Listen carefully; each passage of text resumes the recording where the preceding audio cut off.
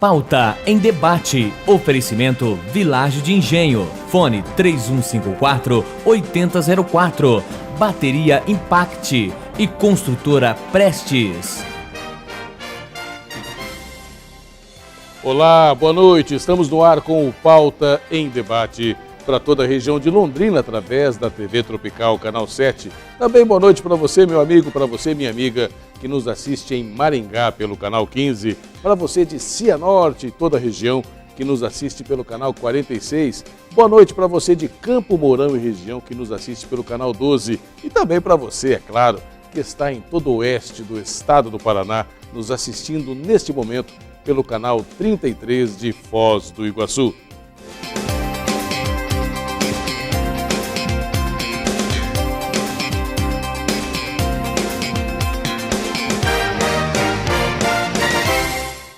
Nossa primeira notícia de hoje vem do site Terra. E olha, às vezes, minha amiga, você começa a ler uma notícia achando que ela é ruim, mas ela pode ser pior ainda do que parece, né? A polícia entrou em uma casa na Flórida, nos Estados Unidos, para prender um homem porque, segundo as informações da polícia, tinha posse de pornografia infantil. Olha só que coisa terrível. Mas não estava preparada para encontrar algo ainda mais desafiador. 50 cadáveres de gatos, carcaças, guardados no seu congelador. Doug Westcott, de 55 anos, também vivia com 35 gatos vivos que usavam várias caixas de areia repletas de urina e fezes, provocando um odor insuportável na sua casa em Lake Worth, que obrigou a polícia do condado de Palm Beach, na Flórida, a utilizar máscaras para entrar na casa, segundo informou o jornal local The Palm Beach Post. As autoridades encontraram os cadáveres dos 50 gatos em 4 congeladores, um fato que surpreendeu inclusive o diretor do escritório de proteção aos animais daquela cidade, David Waleski, que disse ao jornal que em casos anteriores as pessoas que guardavam animais mortos ou os colocavam em armários ou em quartos traseiros. Os vizinhos descreveram sua conduta e a conduta do cidadão como estranha e também estranha sua propensão em andar sem camisa e tentar dar pequenos presentes às crianças. O penetrante cheiro de gato chegava aos arredores da casa e os animais entravam e saíam por conta própria. Waleski indicou que Westcott, o cidadão, se recusa a ceder a custódia de seus gatos vivos, razão pela qual um juiz decidirá o destino dos animais em 30 dias. O funcionário lamentou que, por falta de recursos, o Gabinete de Proteção aos Animais provavelmente realizará necropsias em apenas alguns dos gatos mortos e não em todos eles, como gostaria de fazer aí o Serviço de Proteção aos Animais. Notícia complicada o senhor traz para nós. Muito boa noite. Boa noite, Luiz César. Não, realmente me chamou muita atenção que ele estava sendo investigado por um crime que já é bárbaro, que é a pedofilia. Agora, Armando Azenar, 50 gatos mortos em frigoríficos. E esses 30 que ele tinha vivo, será que também não era para de repente, abater esses gatos e também guardar? Sabe Deus, hein? Mas um cidadão bem... Que cidadão que é esse, hein? Não, exatamente. O cara que tem posse de material de pedofilia, fica fazendo graça com as criancinhas e ainda tem um monte de gato morto no congelador. Esse, para mim, quem se envolve com pedofilia, para mim, daqui a pouco a nossa entrevistada pode falar se é uma doença isso. Agora, isso já para mim ultrapassa a barreira da doença, né? Deus me ajude. Tá certo, mas olha, já que o Jormar chamou a nossa notícia, os aumentos de casos de pedofilia entre professores e alunos, claro, dos professores para os alunos, tem chamado a atenção de autoridades. Inclusive, a Folha de Londrina trouxe aqui, o Giovanni mostra para a gente, né? Olha só, casos de pedofilia, nessa câmera aqui, por favor, né? Preocupam as autoridades. Matéria da Folha de Londrina, né? A matéria de quem é, vamos ver aqui, do Lúcio Flávio Cruz, para a Folha de Londrina. Nós vamos falar sobre esse assunto daqui a pouquinho, porque, meu amigo, minha amiga, é um assunto seríssimo, um assunto extremamente delicado, mas que tem que ser abordado com muita coragem, muita propriedade. Para falar sobre isso, nós vamos receber aqui no Pauta em Debate a psicóloga Alessandra Rocha Santos Silva, que tem uma extensa experiência em acompanhamento de crianças que são vítimas desse tipo de violência. Tudo isso depois do nosso intervalo comercial.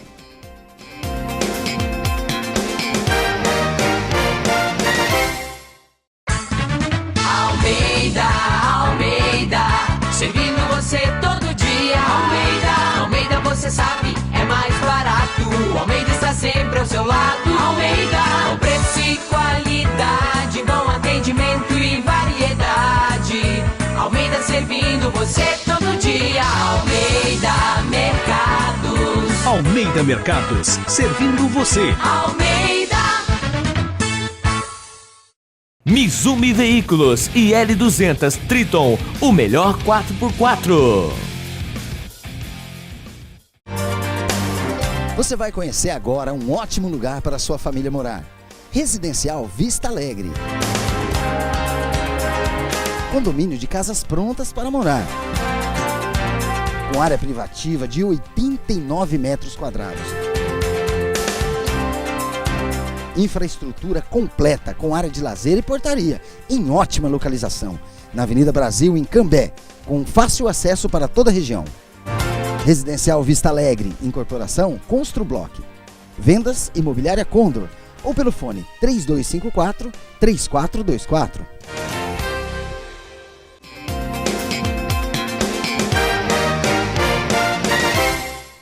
Estamos de volta com o Pauta em Debate e o assunto dessa noite é um assunto extremamente delicado, extremamente sério, e eu gostaria de pedir a sua atenção, meu amigo, para você também, minha amiga, particularmente se você tem filhos e filhas em idade pequena, ou seja, crianças. E é um assunto que nós vamos ser chamado aqui agora, foi notícia na Folha de Londrina, já mostrei para você, é a preocupação com os casos da chamada pedofilia. Para conversar com você, comigo, com todos nós sobre esse assunto, está aqui conosco a psicóloga Alessandra Rocha Santos Silva, que é também coautora desse livro, eu achei muito bonitinho, O Segredo da Tartanina, que apesar de ser um livro bonito, aliás, com ilustrações aqui do Saulo Nunes, belíssimas ilustrações do Saulo Nunes, eu vou mostrar mais um pouquinho aqui, olha só que bonito isso aqui, né? Olha, não, o outro lado, Giovanni, aqui, ó, que bonito, né? São ilustrações belíssimas para as crianças, olha só que bonito. Ele aborda um assunto que é muito delicado. Alessandra, muito boa noite, seja muito bem-vinda. Obrigada. Para começar, você trabalhou durante muito tempo no atendimento de crianças vítimas de violência, particularmente essa questão da violência sexual. O livro é resultado desse atendimento? Exatamente. Eu trabalhei por 10 anos num serviço público, hoje conhecido como CREA, Centro de Referência Especializado da Assistência Social para o Atendimento a Crianças Vítimas de Violência. E durante esses 10 anos nós nos deparamos com muitas situações, principalmente envolvendo crianças muito pequenas, que eram encaminhadas com suspeitas de que elas haviam sido vítimas de violência, mas que naturalmente, por medo, receio, vergonha, não conseguiam relatar. Eu e outras duas psicólogas, Sheila e Cristina, verificamos a necessidade de um instrumento que nos auxiliasse na identificação daqueles casos os mais difíceis de serem revelados. A partir daí nasceu aí a ideia e a concepção da Tartanina, né? E, para nossa surpresa, logo quando ele foi publicado, nós percebemos que, de fato, através da leitura desse livro, as crianças se identificavam com a personagem Tartanina e, às vezes, diziam que elas eram como Tartanina, que aquilo que havia acontecido a Tartanina também havia acontecido a elas. Então, de fato, o material nos auxiliou na identificação daqueles casos mais difíceis. Tartanina, só para você saber, meu amigo, é um personagem do livro. Aliás, até para ser, eu fui mal educado aqui, as outras autoras, a Alessandra Rocha Santos Silva, que é a Alessandra aqui conosco, a Sheila Maria Prado Soma, Cristina Fukumori Vatarai, são as autoras do livro. A Tartanina, a história dela, foi abusada e ela relata isso no livro. O livro, então, foi elaborado a partir das centenas de crianças que nós ouvimos lá durante o nosso trabalho naquele serviço e tentamos, de alguma forma, trazer algo abusivo, mas de forma muito delicada. Havia uma preocupação. É um livro voltado para o atendimento, para a leitura para crianças, né, de 4 a 11 anos em média. Então, nós queríamos tratar desse assunto, que é um assunto muito tenso, muito feio de se ouvir, né? Mas nós conseguimos trazer isso de uma forma lúdica e de uma forma não agressiva, mas que, de fato, fala de uma situação abusiva. Posso tentar identificar aqui o momento? Abri exatamente na mesma página.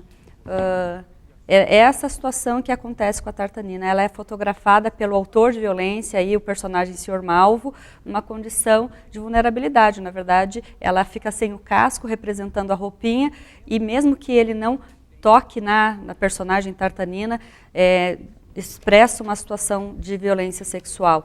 Eu acho que é importante destacar isso, porque alguns pais podem pensar, que tipo de imagem meus filhos vão se deparar na leitura desse livro. A situação abusiva que acontece com a Tartanina é justamente essa. Eu acho que nós falamos de uma situação real de abuso, mas de uma forma não agressiva. Essa era a nossa preocupação. E as crianças conseguem se identificar com isso. É para que a criança que não consegue contar, ou não consegue até muitas vezes perceber que foi abusada, até porque tem crianças muito novas, ela consegue se identificar com a personagem e relatar isso para quem ela está confiando, o pai, a mãe ou o serviço de atendimento. Exatamente. É fundamental que crianças, desde muito cedo, tenham informações a respeito da prevenção ao abuso. E de que forma isso pode acontecer? A partir dos 3 aninhos, é possível já dizer à criança que o corpinho dela é especial, que ninguém tem o direito de tocar no seu corpinho e que se alguém um dia fizer isso, a criança precisa contar para alguém. É importante, um pouco mais tarde, introduzir esse nome.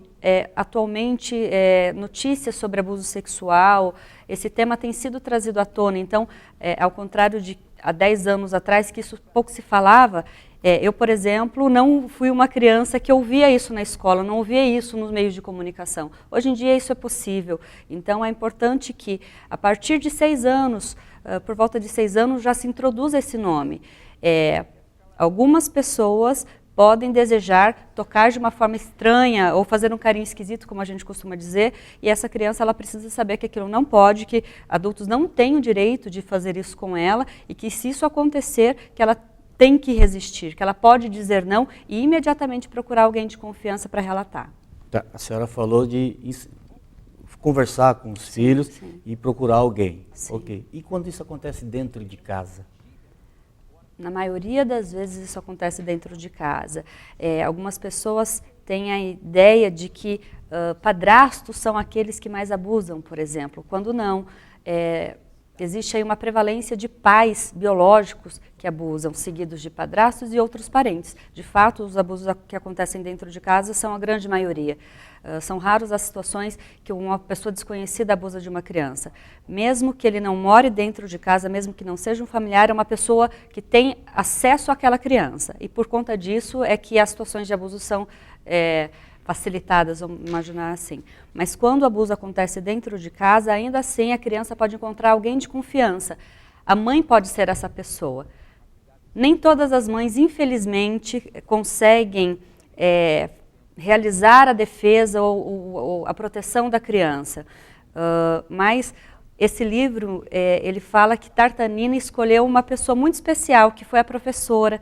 E existem um número muito grande de crianças, principalmente aquelas que têm os abusos sofridos dentro da própria casa, que escolhem pessoas da sua confiança, a professora, por exemplo, que convive com ela diariamente, para relatar aquilo que lhe aconteceu. Esse foi o exemplo que nós demos aí no Segredo da Tartanina. Ela conta para a professora aquilo que aconteceu a ela.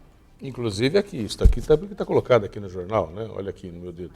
Crianças sentem-se protegidas no ambiente escolar, né? Sem querer, claro, colocar mais ainda lenha na fogueira e também criar mais pressão sobre você, minha amiga que nos assiste nesse momento, que tem filhos e filhas, particularmente nessa idade. Alessandra, essa é mais uma prerrogativa, mais uma necessidade social que é jogada em cima das costas da mãe. Ou seja, a mãe ela tem que gerar, tem que cuidar da saúde do filho, da filha, tem que prover, muitas vezes é ela que inclusive que provê o lar, e ela tem que inclusive tomar esse cuidado adicional de cuidar de crianças pequenas em relação à intenção, seja do pai, do padrasto, de um vizinho. Ela também tem que estar antenada com isso? Cabe à mulher, historicamente, esse papel do cuidado. Atualmente, nós temos percebido pais, companheiros, que também auxiliam no cuidado, não só da criança, mas da casa de uma forma geral. Acho que nós estamos vivendo uma mudança de paradigma, mas ainda prevalece essa cultura de que é a mulher que cuida dessas coisas domésticas. Eu não considero isso como um peso. Se a mãe estabelecer com os filhos uma relação de confiança, óbvio que ela terá que ter uma atenção com relação ao cuidado dos filhos, mas ela pode ter certeza que se ela estabelecer uma relação de confiança com os filhos a procurarão diante de qualquer suspeita ou de qualquer percepção da criança de que alguém tem uma intenção abusiva. Nós pensamos, quando tratamos de prevenção com crianças, que é um grande marco de nós, autoras desse livro, para o trabalho como crianças. Vou até falar um pouquinho mais sobre isso.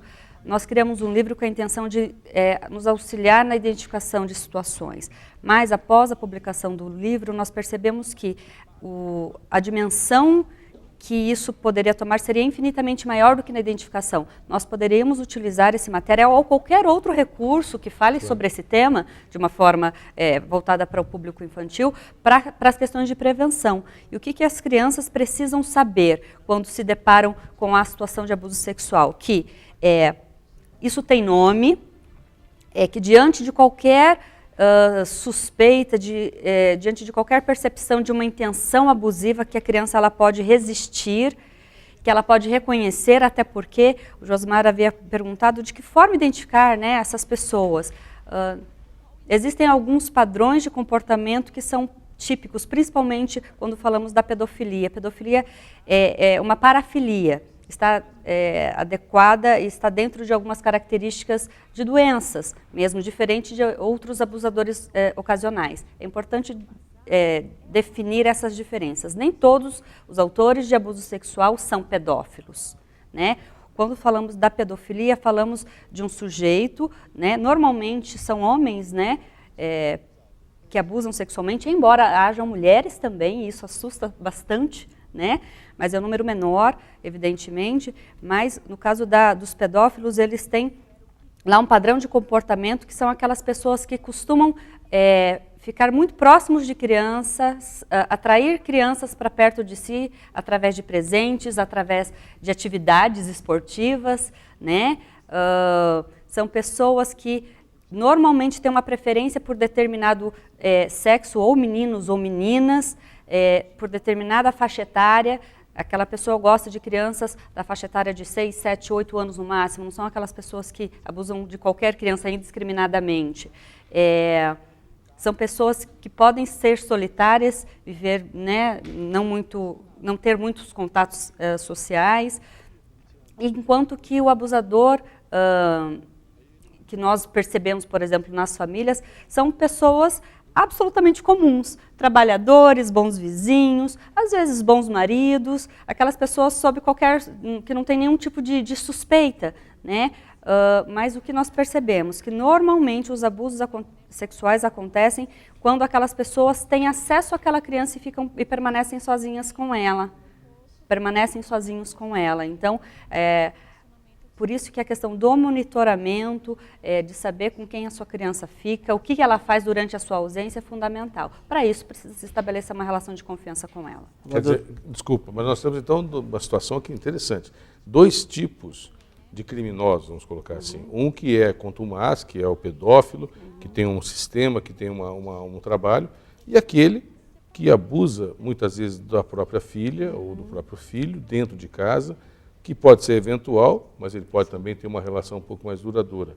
Esse é mais difícil de ser detectado pela mãe e pela família. Sim, esse ofensor ocasional é mais difícil, mas mesmo dentro dessas famílias onde o abuso acontece, é interessante por quê? Porque às vezes numa família onde existem 4 filhos, 3 meninas e um menino, por exemplo, de repente uma das filhas vai ser a selecionada. E quais são as características dessas crianças que são as vítimas?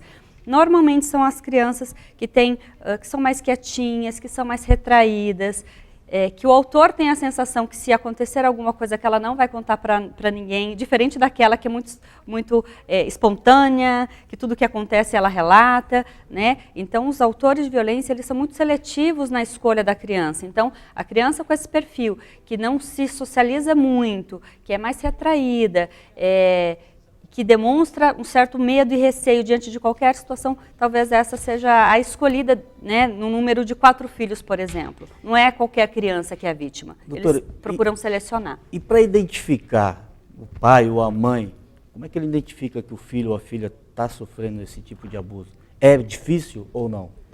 Depende de criança para criança, mas de uma forma geral as crianças conseguem falar, não verbalmente, mas conseguem falar através dos sinais ou sintomas que elas podem apresentar.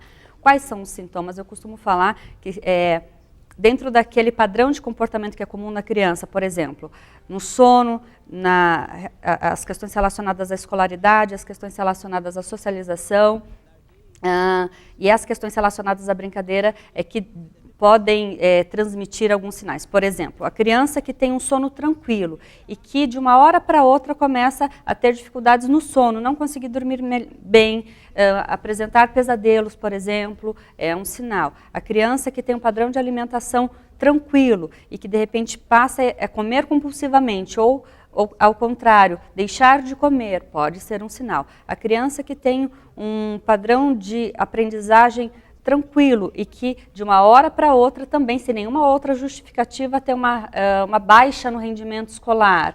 A criança que costuma brincar, se socializar, deixa de brincar, começa a ter medo de algumas pessoas ou de determinada pessoa específica, também é um padrão. E por último, que normalmente as crianças sinalizam, e na escola que isso muitas das vezes aparece, é aquela criança que muito pequena começa a desenhar, por exemplo, ou durante as brincadeiras começa a apresentar questões de cunho sexual, ou desenhos com figuras, né, dos genitais, por exemplo, muito detalhados, que aquela criança não teria condição de detalhar. Ou, durante uma brincadeira de boneca, a criança começa a simular situações de atos sexuais, por exemplo, ou de beijos eróticos, né? Então, as crianças que são vítimas, elas naturalmente sinalizam que alguma coisa não está bem, o que é fundamental esclarecer. Crianças podem ter essa variedade de mudanças no comportamento por outras razões também. Quando que o pai, porque agora as pessoas de casa podem pensar, mas meu filho em algum momento apresentou essas mudanças. Parou de comer de repente. Exatamente. O que é fundamental pensar? Não existe nenhuma outra razão que justifique essa mudança súbita de comportamento? Às vezes o falecimento de um parente, às vezes a separação dos pais geram também essas mudanças de comportamento. Quando nenhuma outra explicação é encontrada pela família, isso pode chamar a atenção. Uma outra questão importantíssima, normalmente a mudança de comportamento não acontece em um dos aspectos, normalmente eles aparecem combinados. Mais de um aspecto, a mudança alimentar, a mudança no sono e mais o rendimento escolar, normalmente eles aparecem combinados, e não apenas um único. Então, se os filhos apresentam sem nenhuma outra explicação que justifique uma mudança súbita de comportamento, os pais precisam se aproximar desse filho e tentar entender o que está acontecendo. As crianças que são vítimas da violência, particularmente aquelas em relação aos pais, ou até padrastos, elas acabam também, na maioria das vezes, demonstrando um certo receio de ficar com o abusador, ou seja, de quando a mãe vai trabalhar e a criança começa a chorar, a criança não quer ficar perto, quando a pessoa, mesmo na presença da mãe, quer colocar a criança no colo, a criança não quer ir. Existe esse tipo de possibilidade? Claro, a resistência com relação ao autor de violência é um dos sinais que também pode aparecer. Mas existe um outro padrão também que às vezes pode até confundir. Deixa eu tentar explicar melhor. Nem todo abuso sexual ele acontece de forma violenta. Nós falamos abuso sexual e pensamos que sempre ele acontece de forma violenta, de forma contundente, como se a criança fosse pegar força. Forçado. Existe aí alguns abusos sexuais que acontecem dessa forma, quando a criança é machucada, é ameaçada, quando existe a violência. Violentado, né? No sentido estreito da palavra. Exatamente. Mas existem alguns autores de violência que seduzem. E isso acontece em especial quando a criança é muito pequena, aquela criança de 3, 4 aninhos, e que recebe a atenção daquela pessoa, que a coloca no colo, que faz carinho, que diz que ela é linda. Isso de alguma forma pode confundir a criança, que ainda nessa idade ainda não tem um discernimento do que é certo do que é errado, e ela pode, ao contrário daquilo que você disse, se aproximar e sempre desejar ficar próximo daquela pessoa. E o que nós percebemos em alguns casos, enquanto nós atendíamos, é que algumas crianças, a revelação se dava justamente por conta dessa necessidade desse contato muito íntimo, quando a criança, por exemplo, tentava beijar na boca de alguém. E daí, quando a mãe, por exemplo, se chocava com aquela situação, por que você está fazendo isso? Ah, eu estou fazendo isso porque o papai fez, por exemplo. E daí a revelação se dá a partir desse momento. Então, a criança ela pode tanto resistir àquela figura, mas dependendo da forma como o autor da violência a aborda, principalmente se for uma criança extremamente carente, ela pode entender aquilo como carinho. Ela pode se sentir atraída pelo abusador. Não sei se a palavra é atraída, mas ela recebe um tipo de atenção, principalmente se ela não receber esse tipo de atenção, do cuidado mesmo, do carinho, ela pode sucumbir, né, vamos dizer assim, a esse tipo de abordagem. E isso torna as coisas até, né, infinitamente piores. Né? A gente não está falando do abuso como essa forma violenta, que talvez fosse até um pouco mais simples de identificar. Às vezes o abuso acontece de uma forma muito sutil, e daí cabe aquelas pessoas que amam e que são as responsáveis por aquela criança de tentar identificar se está tudo bem com ela. Olha, o assunto é um assunto extenso, é um assunto bastante delicado, e eu quero convidar também a doutora Alessandra para voltar aqui mais vezes, para a gente poder voltar a conversar sobre esse assunto. E eu tenho certeza que você que está em casa ficou um pouco chocado com tantas informações, mas é importante realmente discutir e colocar isso à luz do dia e da noite também, para que o assunto seja realmente cada vez mais entendido. Doutora Alessandra, muito obrigado pela presença, parabéns pelo trabalho, uma ótima noite. Obrigada, boa noite. E para você, meu amigo, para você, minha amiga, a gente vai fazer um intervalo comercial. Eu vou dar uma olhada no livro aqui, que está muito bonito. A gente volta um minutinho só um minutinho eu já volto.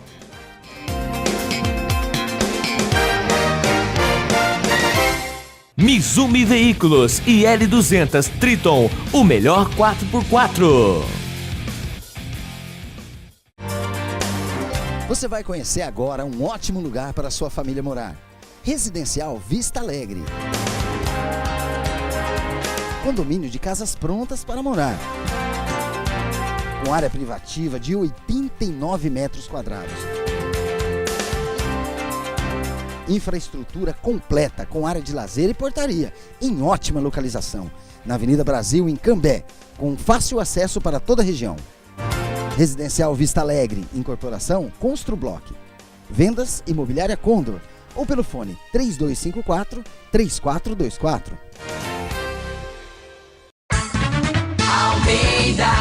Almeida, servindo você todo dia. Almeida, você sabe, é mais barato. Almeida está sempre ao seu lado. Almeida, com preço e qualidade, bom atendimento e variedade. Almeida servindo você todo dia. Almeida Mercados. Almeida Mercados, servindo você. Almeida.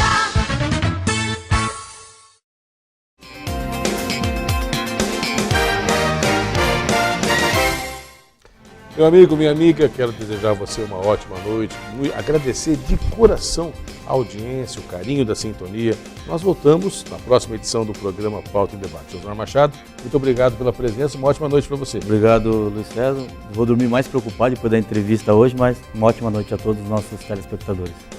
Tudo de bom na sua vida, que Deus abençoe, um abraço, tchau, tchau.